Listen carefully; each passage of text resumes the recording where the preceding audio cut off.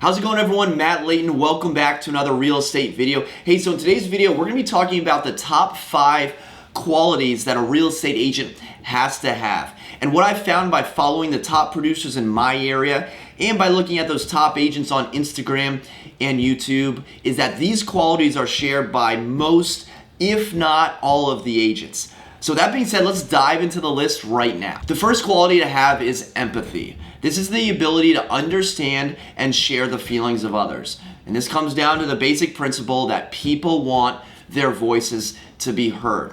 So this could be your client, this could be customers at the open house, this could be other agents. No matter what, no matter who it is, people want to talk and they want you to know how they feel and they want you to understand how they feel. Being empathetic means that you're a good listener, you don't interrupt when someone else is talking, you're nodding when someone says something that you agree with. A lot of sales is simply understanding the other human being and understanding why that person is doing and acting and why they're doing something a certain way. Empathy builds trust, it builds likability, and people want to work with those that understand them. People want to work with those people that they can relate to. A lot of times when I have a client that's talking to me and saying everything on their mind, I just want to keep asking open-ended questions so they just can get it all out, so they can flush their system, so they can empty their chamber. I'll just ask an open-ended question because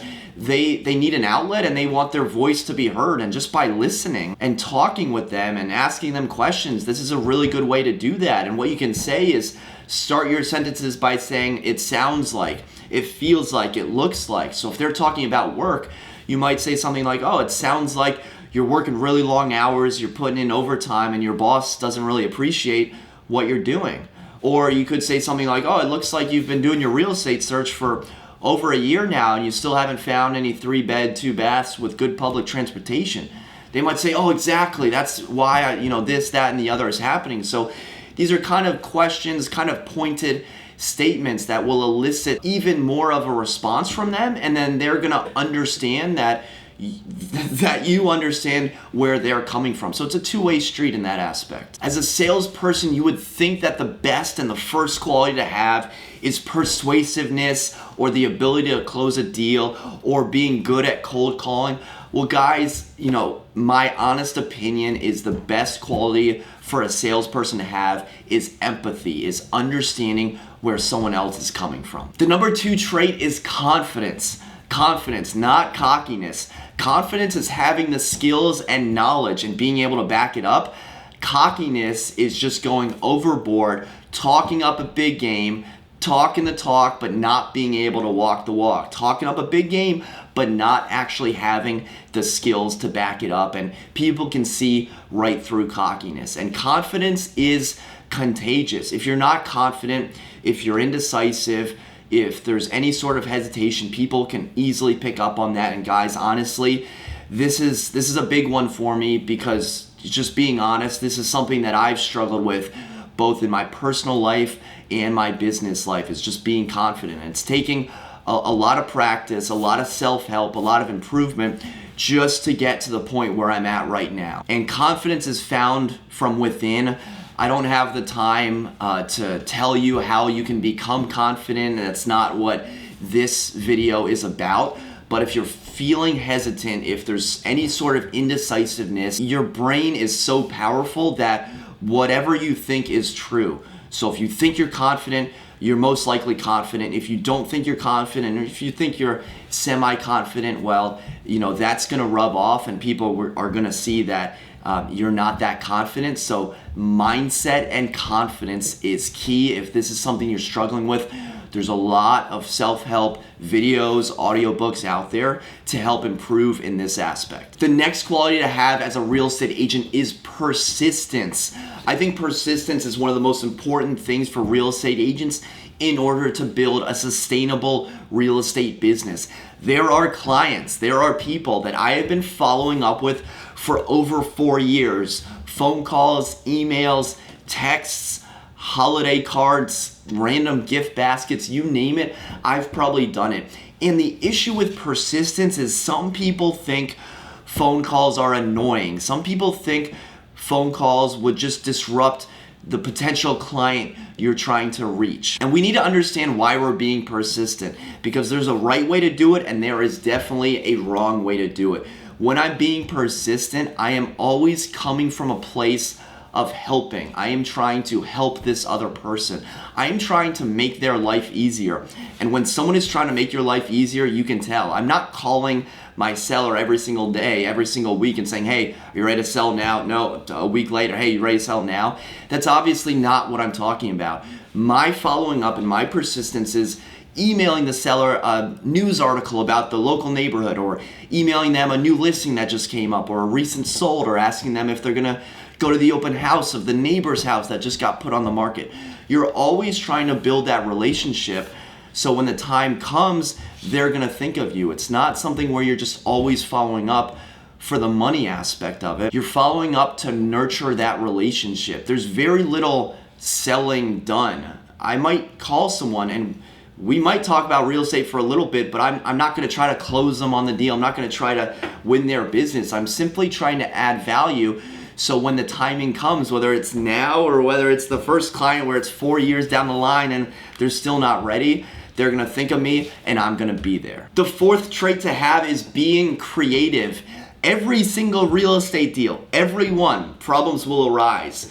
You can try and have the smoothest deal ever, but something's gonna come up and you need to come up with solutions. I don't wanna hear what you can't do. I don't wanna hear that something won't work.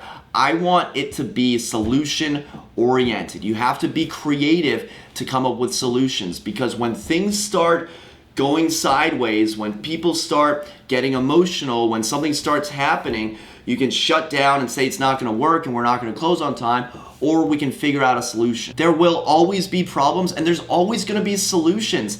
Come from a mindset of creativity. Don't box yourself in. Don't be stubborn. Be open-minded. Figure out a way to get it done and be creative. Every real estate deal, every real estate problem is gonna be a little bit different. You might come up with something new every single time. Some agents just fly off the handle. God forbid there's one small speed bump in the otherwise smooth transaction, but you have to stay level-headed and come up with a creative alternative. Guys, use your brain, think about it, come up with something creative to get the deal done. When problems arise, don't think that everything is gonna die. Don't think that the buyer won't be able to buy and the seller won't be able to sell.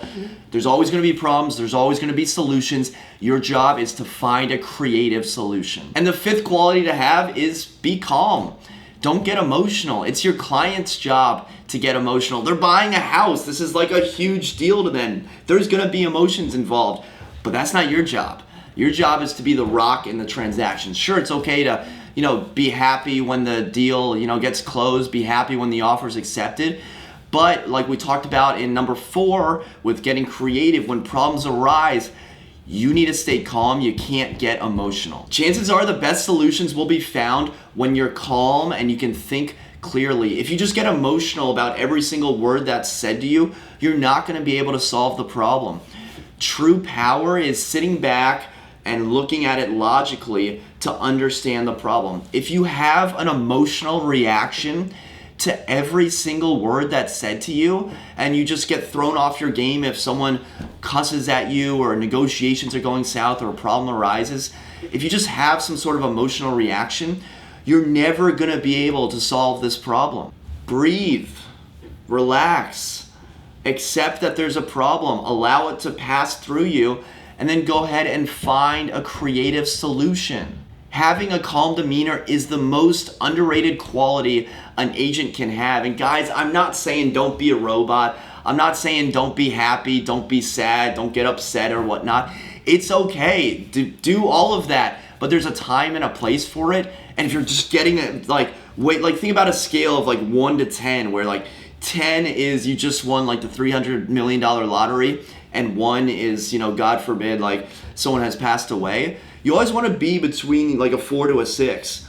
So if you're getting up to a 9 and then down to a 2, that's going to severely hurt your chances to solve any sort of problems to close the deal. When your expertise is needed, it pays to be calm in the heat of the moment. All right, guys, there you have the top 5 qualities that a real estate agent has to have. Did I leave any qualities out? If I did, be sure to let me know in the comment section below. Okay, thank you very much for watching. Until next time, create a productive day.